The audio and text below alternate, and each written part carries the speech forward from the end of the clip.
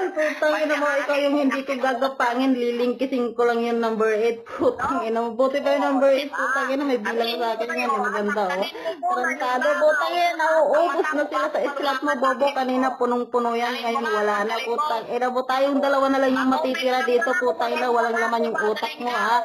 Sabi mo magwa 1v1 tayo, gago lalaruin mo. Putang ina mo, hindi ako makikipaglaro sa dugyot, tarantado.